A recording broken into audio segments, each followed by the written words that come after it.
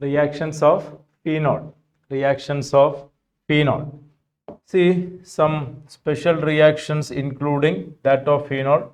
Number one, usual one, electrophilic aromatic substitution reaction. Aromatic compounds are known for their ESR reaction, electrophilic aromatic substitution reaction. Phenols are highly reactive towards ESR due to the OH group present. So OH group in phenol is highly activating group. OH group in phenol is highly activating group. So phenol, in fact, with the OH group in benzene, phenol is highly reactive molecule towards electrophilic substitution reaction. So OH group is activating group. At the same time, all of you know it is ortho-para directing in nature, right? See the first reaction, nitration reaction. Look at the nitration reaction. The reaction happens even with dilute nitric acid. Even dilute nitric acid is able to provide a nitration reaction. You can see there is mononitration happening at ortho and para position. You get orthonitrophenol and para-nitrophenol. Orthonitrophenol and para-nitrophenol. They are separated by steam distillation. Separated by steam distillation. Orthonitrophenol is steam volatile. Orthonitrophenol having something special, all of you know, there is intramolecular hydrogen bonding. In orthonitrophenol, there is intramolecular hydrogen bonding and hence it is more volatile in nature. When you compare the molecular character of ortho and para-nitrophenol, in orthonitrophenol there is intramolecular hydrogen bonding. Here you find intramolecular hydrogen bonding. While in para-nitrophenol there is intermolecular hydrogen bonding. So molecular attraction greater in para-nitrophenol while it is less in orthonitrophenol due to intramolecular hydrogen bonding. So intermolecular attraction will be less and it is more volatile. It is steam volatile, at the same time immiscible with water. So hence it is separated by steam distillation. Okay. So what the point we are talking in this situation is the high reactivity of phenol. Phenol can give nitration reaction even using dilute nitric acid. It gives mono-nitrophenols, ortho and para mono-nitrophenol. What about if you take a concentrated nitric acid? Suppose we are taking a concentrated nitric acid, you can see you will be getting picric acid. All the ortho-para position will be substituted with the nitronium electrophile. The electrophile nitronium group is substituted at all ortho-para positions. So you get 2,4,6 trinitrophenol, the very famous, the so-called picric acid is obtained. However, the yield is not that much high. The yield is poor only. While picric acid can be well prepared by nitration, before which you proceed for sulfonation. This will be an excellent way to get a picric acid. How? Phenol first treated with a concentrated sulfuric acid. Phenol first treated with a concentrated sulfuric acid. What do you get? You get ortho-para sulfonic acid will be obtained. This is phenol, which when treated for sulfonation, concentrated sulfuric acid, ortho-para position, you get benzene sulfonic acid, OH group here and SO3H here, SO3H here, right? And you get 2,4-disulfonic acid here also, SO3H. You know what is the speciality of sulfonic acid group? It is a very good leaving group. It is a very good leaving group. Now this is treated with concentrated nitric acid. When treated with the concentrated nitric acid, this position will be replaced by NO2 group. At the same time, NO2 will be coming there also. You get 2,4,6 trinitrophenol. OH group already here. This group is left, substituted by NO2 group. This group is left, substituted by NO2 group, and NO2 group comes here also. You get a better yield of picric acid by this reaction. So first sulfonation is done and then nitration is proceeded. So this is electrophilic aromatic substitution reaction, particularly nitration of phenol. Understand? Phenol, the OH group is activating group, electron donating group, activating group, and ortho-para directing in nature. Okay. Subsequently, the reaction we are talking about is halogenation. Halogenation. Imagine bromination done. Bromination done using a non-polar medium. The solvents of low polarity is treated with the phenol and bromine, either chloroform or carbon disulfide, and at a low temperature, when bromine is reacting, we will be getting monobromination products. You get a bromine coming at a ortho-para position, you get ortho-bromophenol and para-bromophenol, monobromination we get. Then what if we are taking aqueous medium? Aqueous medium will give you all the 2,4,6 position substituted with the bromine, you get 2,4,6 tribromophenol, a white precipitate is obtained. So when bromine reacting with the carbon disulfide, bromine reacting with the chloroform, bromine reacting with any low polar medium at a low temperature, there will be bromination, monobromination will be taking place. While if it is a polar medium, while if it is aqueous medium, all the ortho-para position 2,4,6 will be substituted with the bromine, you get 2,4,6 tribromophenol, right?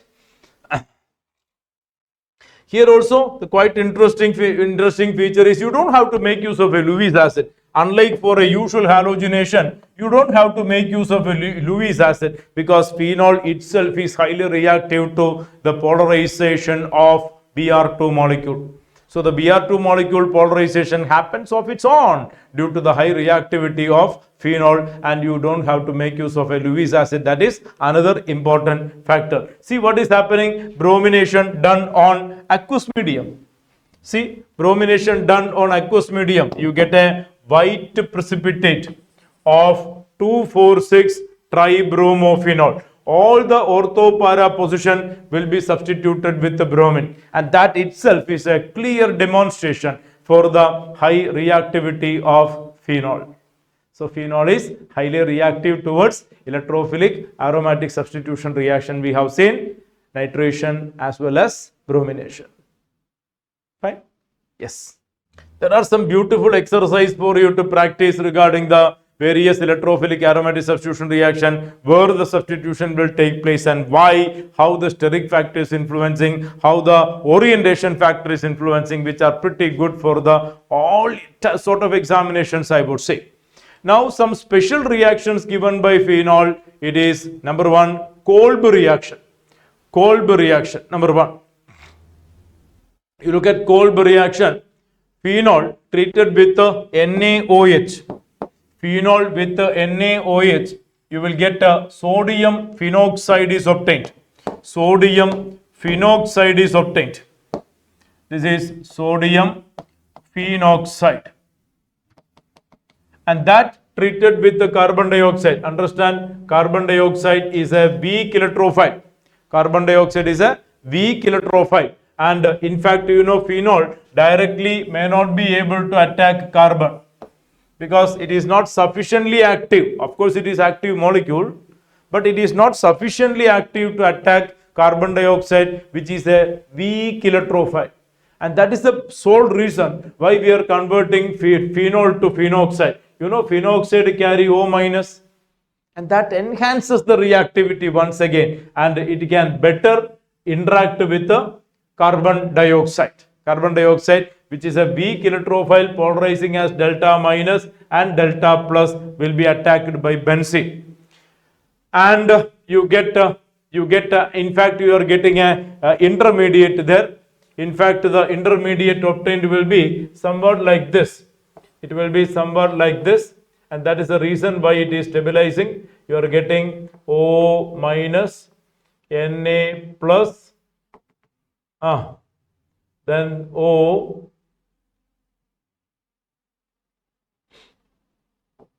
C, O, like this. You get such a ring type of stabilization, and that is the sole reason why ortho substitution is more dominant, and that too comfortably done with NaOH. That is why we are promoting NaOH medium. Suppose it is KOH medium, of course it may happen, but to lesser extent because of a slightly bigger size of potassium. Sodium will be comfortably forming ONaO type ring stabilization, which happens at ortho position.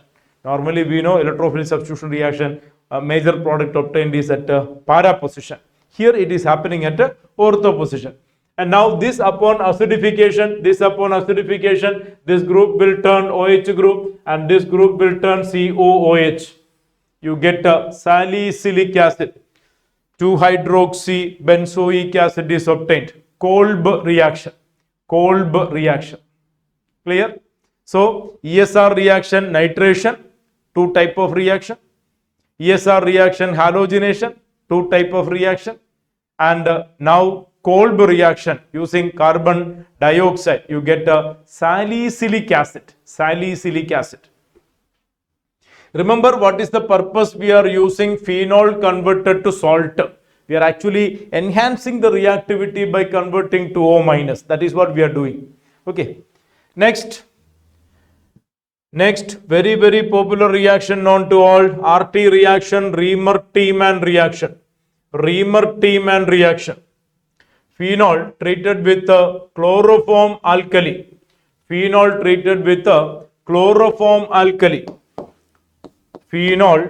is treated with a chloroform and alkali. What is happening with the chloroform and alkali? This is chloroform which interact with the base. This is acidic hydrogen attacked by the base, and you get CCl3 minus. This will be out as water. You get a CCl3 minus. And now one of the chlorine will escape, and you will get the prominent species which is very popular in the reaction, the so-called dichlorocarbene. This is the reactive intermediate formed in the Reimer-Tiemann reaction, all of you aware of, I believe. Now that is electrophile or nucleophile. This is electrophile or nucleophile. It seems to be nucleophile. Actually it is electrophile. Electrons pair, 1 pair here, 2 pair here. It's a sextet system. It is a sextet system, and it is electron deficit, which is attacked by benzene ring. So this benzene ring will be attacking this electrophile, and you get a intermediate. You get a intermediate like this. You see OH with NaOH, you get a salt here, O minus Na, and this CCl2 dot dichlorocarbene attacked over here, you get a CHCl2, right? In fact, it's actually forming like this. Maybe you are aware of. It's forming like O minus Na plus, and it in fact loses the aromaticity for a moment and is forming a rhenium cation like this, hydrogen CCl2 like this, CCl2 like that, minus, right? And this hydrogen actually as H plus, this electron pair will be reinstated here, and this liberating H plus or from the solution may be abstracted over here to make a CHCl2. And this is gem dihalide. Gem dihalide, when treated with alkali medium, what will happen? The 2 chlorine will be replaced by OH group. Gem dihalide is okay, but gem diol is unstable. So 2 OH group on same carbon atom replaced by that 2 chlorine will finally turn aldehyde. So this 2 chlorine will become 2 OH, and finally it is converted to aldehyde, and upon acidification you get OH coming back and this group turn CHO. I hope you understand what I said there. CH, Cl, Cl. This will turn OH, this will turn OH. CH, OH, OH. Just imagine like this. This is unstable. Immediately OH and H, water is out and you get a CHO group. Salicylaldehyde is obtained. Reimer-Tiemann reaction. So phenol treated with the chloroform and alkali. Chloroform and alkali will produce dichlorocarbene, the famous electrophile. That dichlorocarbene attacks the benzene ring and you get a final product salicylaldehyde. Salicylaldehyde. Right? That is a reaction, Reimer-Tiemann reaction, and this is the active intermediate formed in Reimer-Tiemann reaction. Right? And some of you definitely knowing the fact that there is one more type of Reimer-Tiemann reaction that also may be aware of. Phenol treated with a CCl4 and alkali. Phenol treated with a CCl4 and alkali. The result will be, the intermediate formed will be like this, no? O minus, Na plus, and here you get CCl3. And that upon hydrolysis, you are going to get a CCl3. CHCl2 will turn aldehyde. CHCl2 will turn aldehyde. CCl3 will turn carboxylic acid. Yes, gem dihalide on the vicinal, gem dihalide on the terminal carbon. Upon hydrolysis, you get aldehyde. While gem trihalide on terminal carbon, you will get a carboxylic acid. Of course, it can happen only in the terminal carbon atom. This is also Reimer-Tiemann reaction. So, CHCl3, chloroform with alkali, you get salicylaldehyde. CCl4 with alkali, you get a salicylic acid. Salicylic acid is obtained. Fine. Reimer-Tiemann, both are called Reimer-Tiemann reaction. So, aromatic electrophilic substitution reactions, Kolbe reaction, Reimer-Tiemann reaction. Now, this is a reaction we are learning in the 11th standard itself. Phenol reduced with zinc dust. Zinc will take away this oxygen, zinc oxide out. You get a benzene. We are learning in the 11th standard itself. Then, oxidation of phenol. Oxidation of phenol.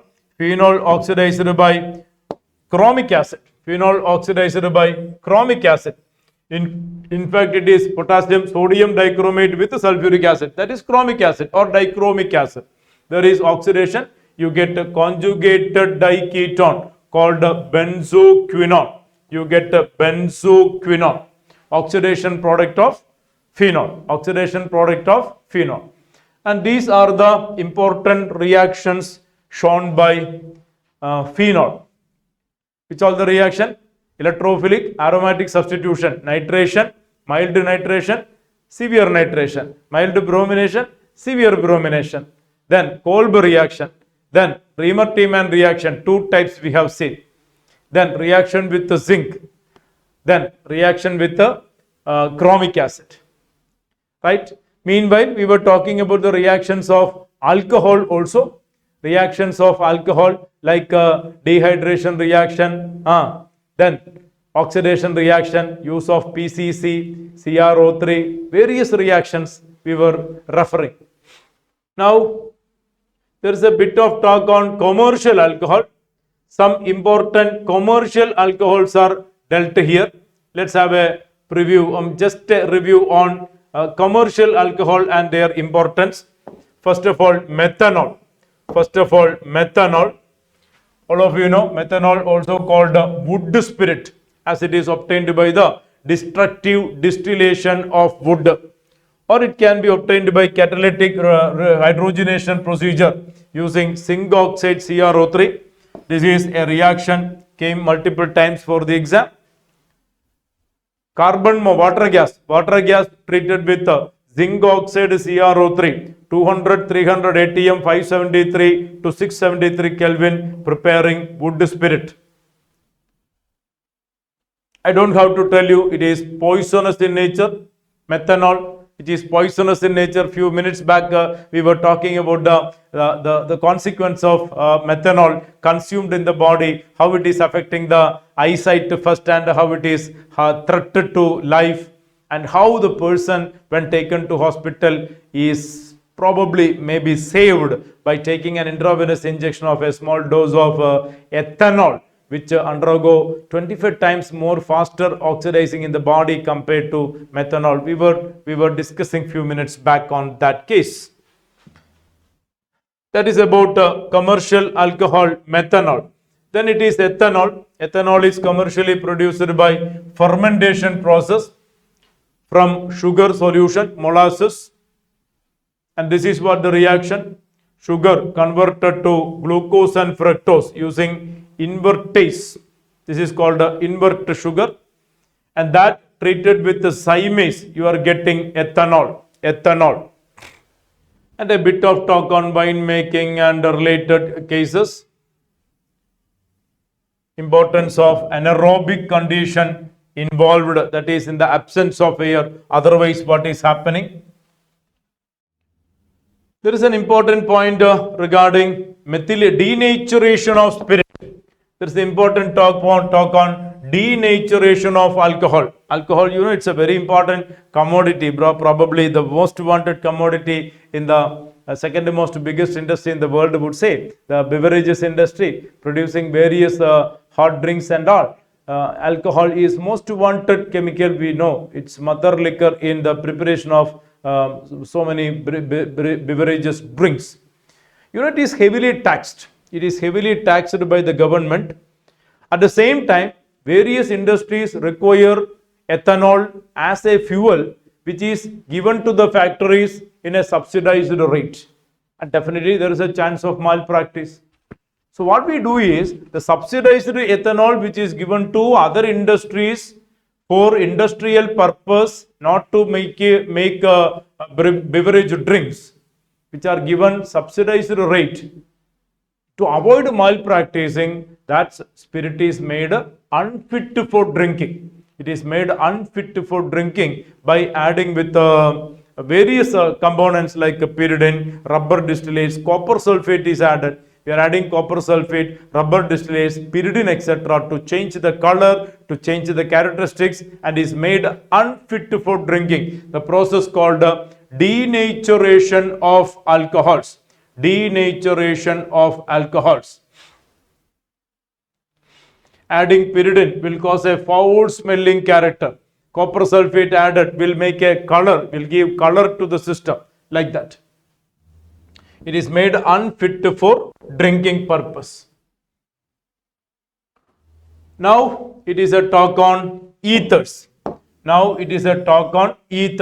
Preparation of ethers. So far in the chapter, we were talking about alcohol and phenols, preparation of alcohols, physical properties of alcohol, chemical properties of alcohol, preparation of phenol. Hope you remember, chlorobenzene converted to phenol, benzene sulfonic acid converted to phenol, diazonium salt converted to phenol, most importantly cumene process, like that. Then chemical reactions of phenol. And there was a very, very important topic dealt is acidic nature of alcohols and phenols. That in fact is an important point of discussion. The acidic nature of alcohols and phenols. Hope you remember, alcohols are less acidic than water, while phenol is more acidic than water, less than carboxylic acid, like that. And the last part of the chapter is ethers. Now we are going to talk about ethers, preparation of ethers. So the first one given, dehydration of alcohols. Dehydration of alcohols. See, all of you know, alcohols when heated to 443 Kelvin with the concentrated sulfuric acid, we will get a alkene. For example, ethanol heated with the sulfuric acid 443 Kelvin. There is complete dehydration. We get a ethene. Suppose it is heated to 413 Kelvin at a lower temperature, you will get a ether. So it is in fact a dehydration process, but at a lower temperature we get a ether. Let's see how the mechanism comes. We need to learn the mechanism. Preparation of ether by dehydration of alcohols. See, this is the reaction. 2ROH with the concentrated sulfuric acid heated to 413 Kelvin. You get a ROR. Normally, it is promoting symmetrical ethers. Symmetrical ethers. And the mechanism involved is, first one, as usual, it is protonation process. ROH is getting protonated. And you get protonated alcohol, ROH2 plus. You get a protonated alcohol.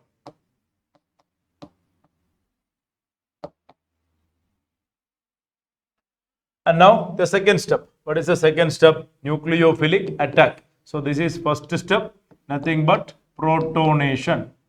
Protonation. And the second step is nucleophilic attack.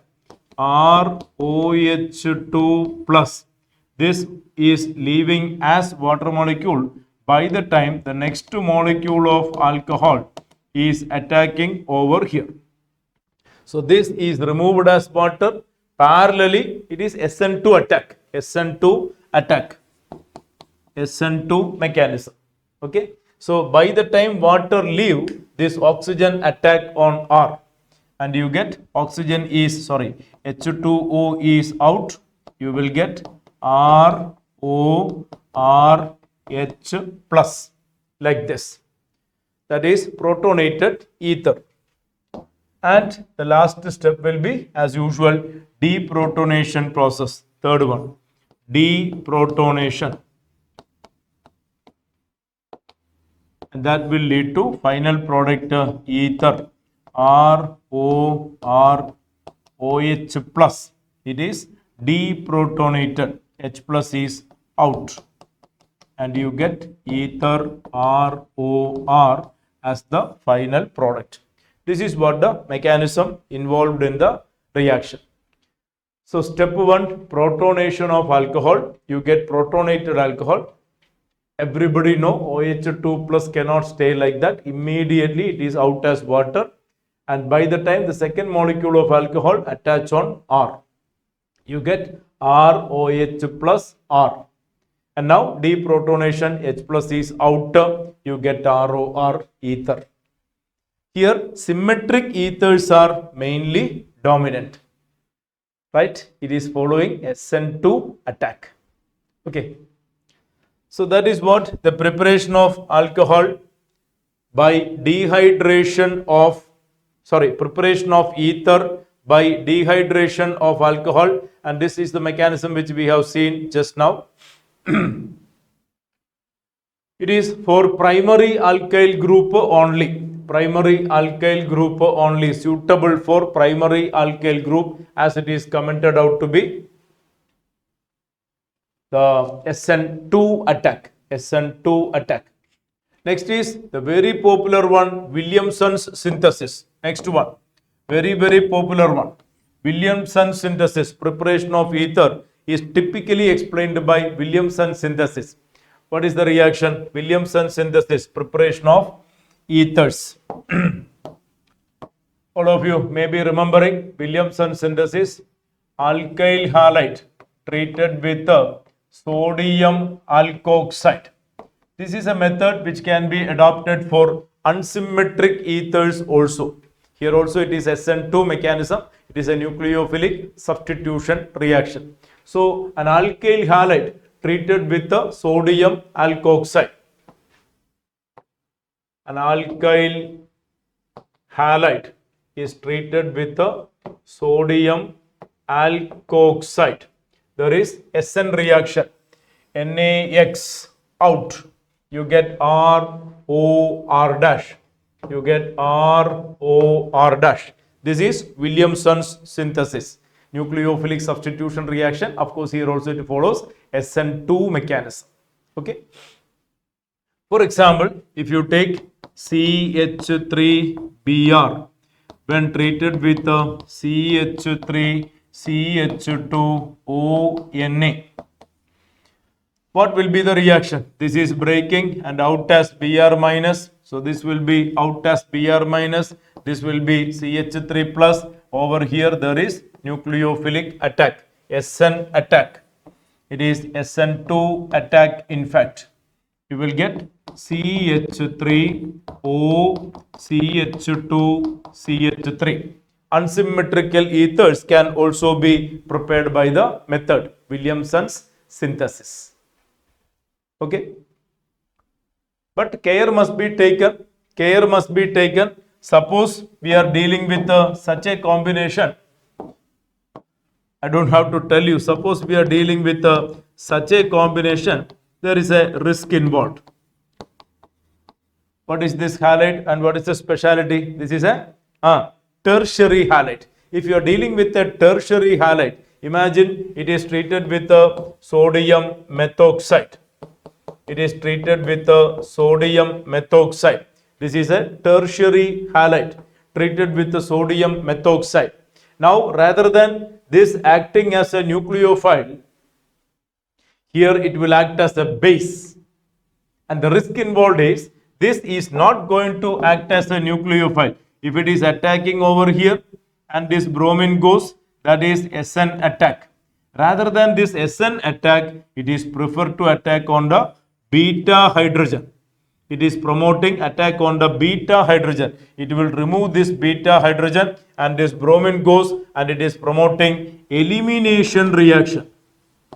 Elimination reaction will be promoted and you can see this bromine goes and one of the hydrogen withdrawn by CH3O minus, you get a double bond over here and the final result is going to be an alkene, not ether. You don't get ether. Suppose it is attacking over here, just not happens. Suppose this is attacking over here, what will be the result? The expected result will be CH3C, CH3, CH3, O, CH3. This is the expected result which you don't get. Why? Because this is not here acting as a nucleophile getting connected to alpha carbon, substituting bromine. Rather, it would be preferring to attack on beta carbon, beta hydrogen. It is promoting elimination reaction. Why? Because you are dealing with a tertiary halide. A tertiary halide is highly prone to elimination reaction rather than substitution reaction. Hope the point is clear. So there is a point to be noted in Williamson synthesis if you are dealing with such a reacting combination. So how can we get Williamson's synthesis to be done to get such a product? What can be done? That is another issue. Suppose you want to get, can you get this product, that is methyl tertiary butyl ether? Methyl tertiary butyl ether, can we get in Williamson synthesis? Yes, you can. You can get, but not with this combination. You don't get with this combination. Rather, the combination you would take is a different one. That also known to most of you. You must take such a combination. You take methyl bromide and sodium butoxide. You take methyl bromide and sodium tertiary butoxide. And now this can act as a nucleophile. This bromine goes as it is methyl bromide. This will attack on this carbon and you will get a methyl tertiary butyl ether. So this is advisable if you want to get such an ether in Williamson synthesis. Why otherwise is it is a tertiary halide which is highly prone to elimination reaction rather than substitution reaction. Hope that's okay, right? Yes. So that is about the preparation of ethers. Number one, dehydration of alcohol, and number two, from Williamson's synthesis. Now, preparing aromatic ether, that is also an important point. Preparation of aromatic ether, what we do is we take phenol. We can't deal phenol directly.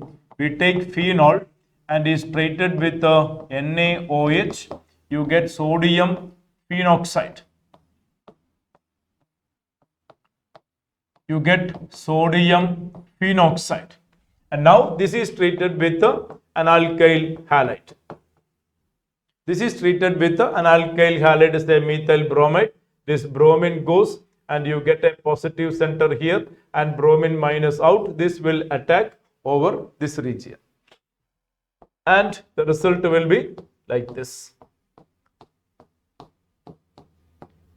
You get methoxybenzene, the so-called anisole. You get anisole, the so-called methoxybenzene you get. Once again here, you can't experiment a reverse combination. You can't experiment a reverse combination like this. Sir, what if we take like this? Bromobenzene treated with sodium methoxide. Will that work? Will that work? No. No, because aryl halides are extremely less reactive towards nucleophilic substitution reaction, as there involves a partial double bond character due to resonance. You can't break carbon-bromine bond comfortably. And aryl halides does not promote SN reactions under ordinary conditions.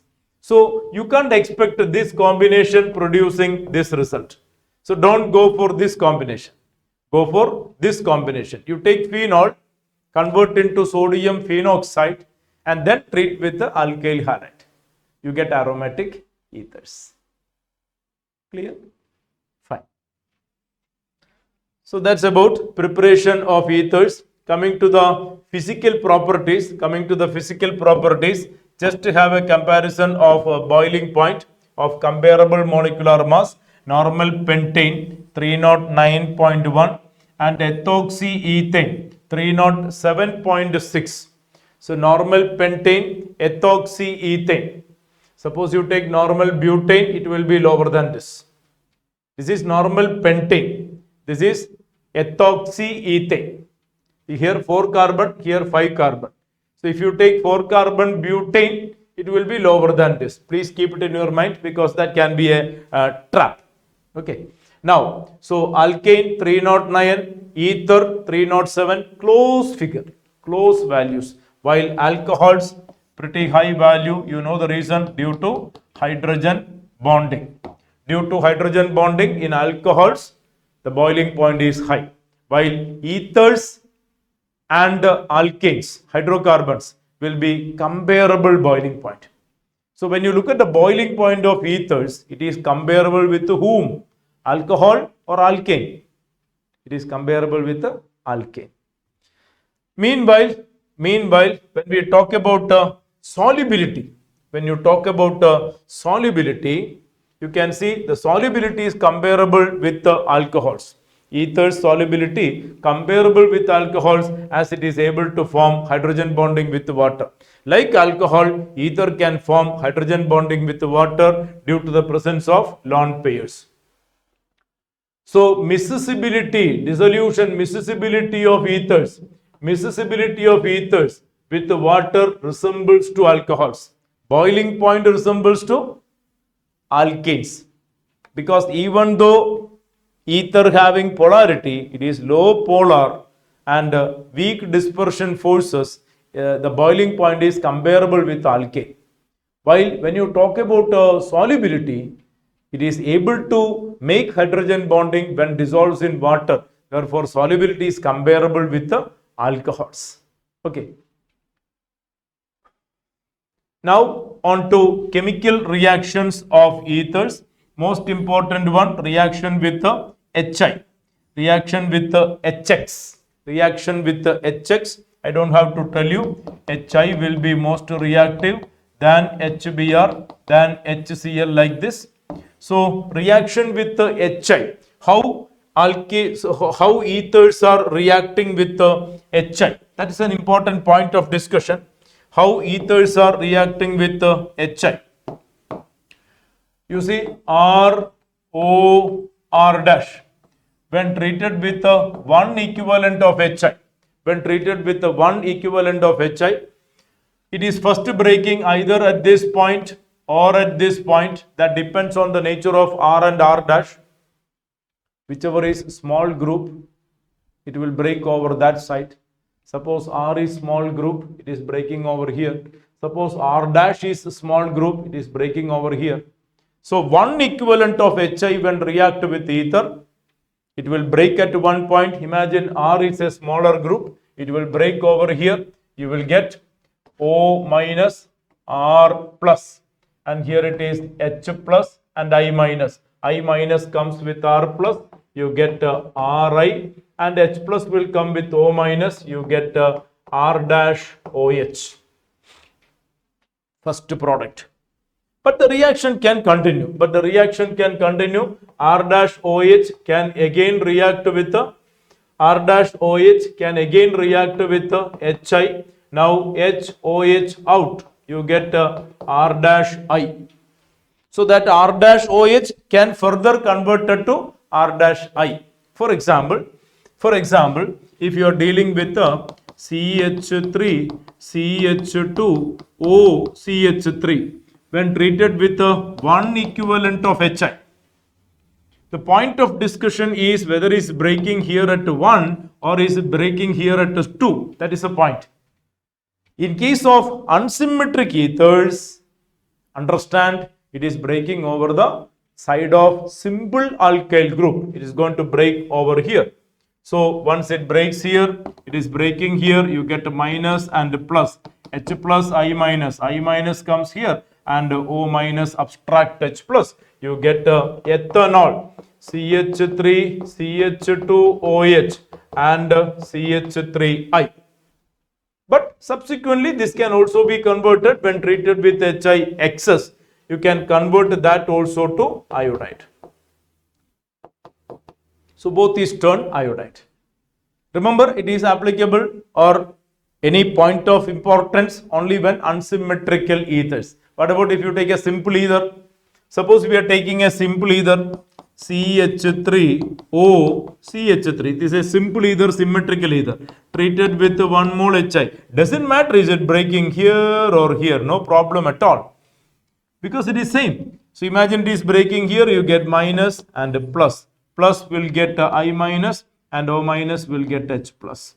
And the result is you get CH3I and CH3OH, which further can be converted to CH3I. You get the same iodide.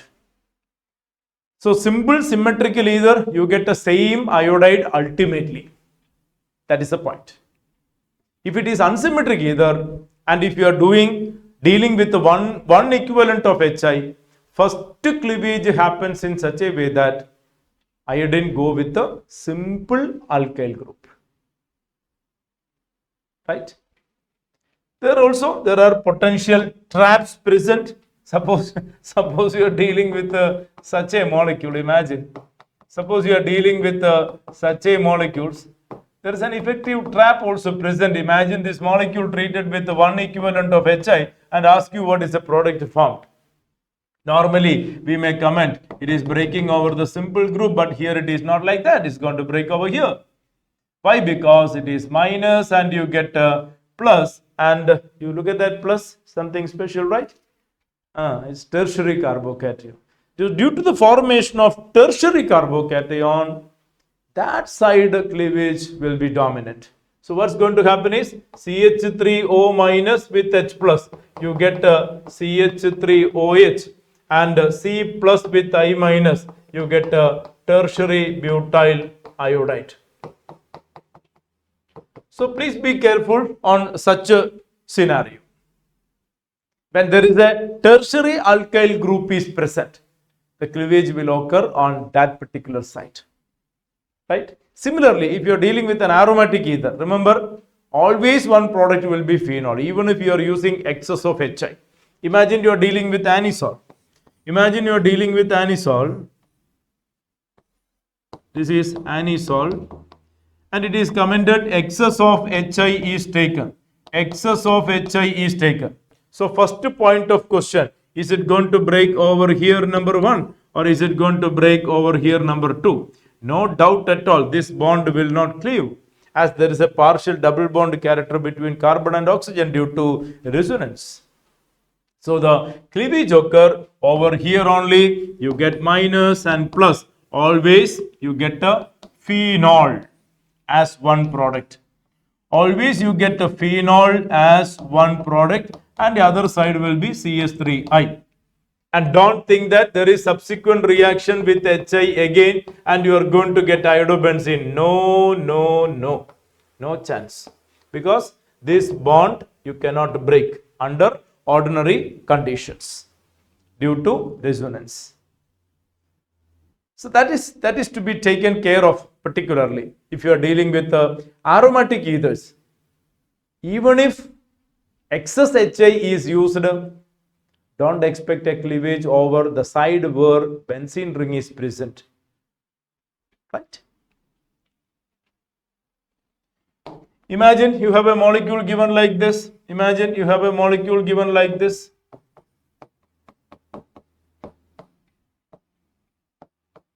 And imagine it is treated with 1 mole HI or excess HI.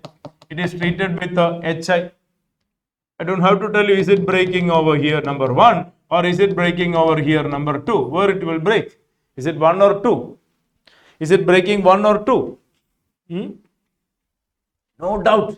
No doubt. It's not going to break over here. It will break over here. And you get always O minus with H plus phenol, and the other one is benzyl iodide.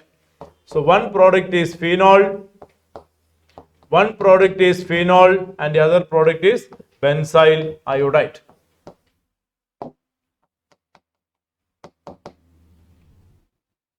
Isn't it clear? Isn't it clear? There can be a question giving like this. There can be a question giving like this. When treated with HI, where it is going to break? Is it going to break over here or is it going to break over here? Is it 1 or 2? No doubt at all. You can better comment no reaction. You can better comment no reaction because both are same. They cannot break.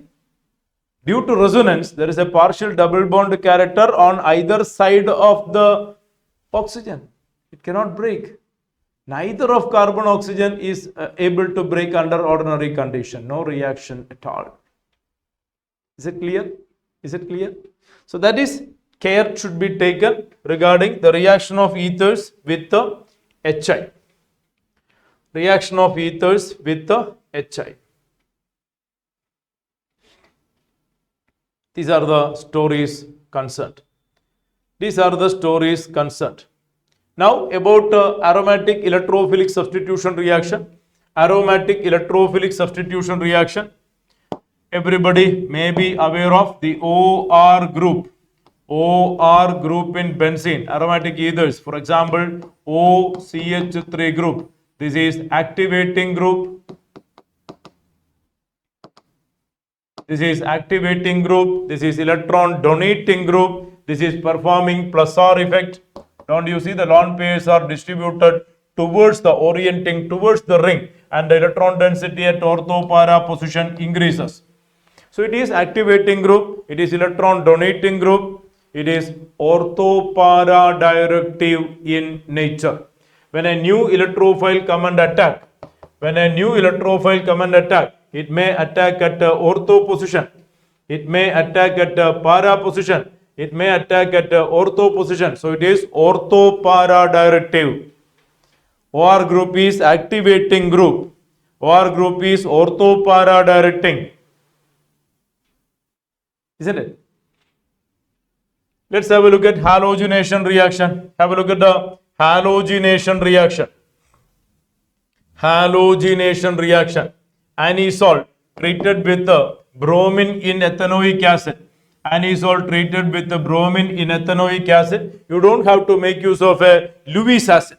You don't have to make use of a Lewis acid, right? Why? Because you don't have to make use of a Lewis acid, because this is activating group and it is highly activating in nature. It is highly activating in nature. So itself it can polarize bromine and can go for the reaction. You get bromination happening at ortho-para position. Para product will be major product. You get ortho-para substituted product. Is it clear?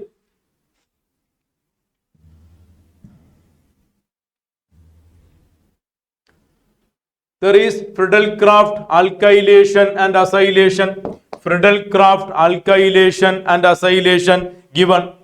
Friedel-Crafts alkylation and acylation, right? Look at that reaction, Friedel-Crafts alkylation and acylation. This is Friedel-Crafts alkylation, CS3Cl, anisole treated with the CS3Cl, Cl minus is withdrawn by AlCl3 and Cl3 plus will be the electrophile attacked by the benzene ring. And it is attacking at ortho-para position. You get 2-methoxytoluene, 1, 2, 2-methoxytoluene, 1, 2, 3, 4, 4-methoxytoluene, 2-methoxytoluene and 4-methoxytoluene obtained at the major product. Is that clear? This is Friedel-Crafts alkylation. This is Friedel-Crafts acylation. Again, Cl minus withdrawn by AlCl3 and you get CS3CO, C plus, and that is the electrophile which is attacked by the benzene ring. Now you get a ketone. 1, 2, 2-methoxyacetophenone. 1, 2, 2-methoxyacetophenone. 4-methoxyacetophenone, which is the major product, like that. Is that perfect? Is that perfect? Right. So Friedel-Crafts alkylation, Friedel-Crafts acylation, halogenation, electrophilic substitution reaction, nitration reaction, nitration reaction. From the experiments we can see it is reactive, but not as reactive like phenol. It is reactive but not as reactive like phenol. So here you have nitration reaction, anisole treated with the nitric acid and sulfuric acid. It will produce a nitronium ion. This will produce a NO2 plus, which is the electrophile, coming at ortho-para positions. Coming at ortho-para positions. You get ortho-nitroanisole and para-nitroanisole, which is the major product. So that is about aromatic, electrophilic aromatic substitution reactions. There actually the chapter comes to an end. Alcohol, phenol, ethers. First we had a talk on the nomenclature, structural details, etc. Then we had a talk on preparation of alcohols, various methods, hope you remember. That is hydration of alkene, oxymercuration, demercuration, not in the syllabus, hydroboration reaction, etc. Reaction with Grignard reagent, etc. Preparation of phenols, a few reactions. Physical properties and characteristics. Most importantly, comparison of acidic nature of alcohol, phenol, substituted products. Chemical properties of phenols. Chemical reactions of alcohols, dehydration, other oxidation reactions and all. Finally, ethers, preparation and chemical reactions involved in the chapter.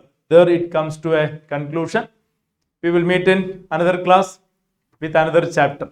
Till then, bye, take care, see you.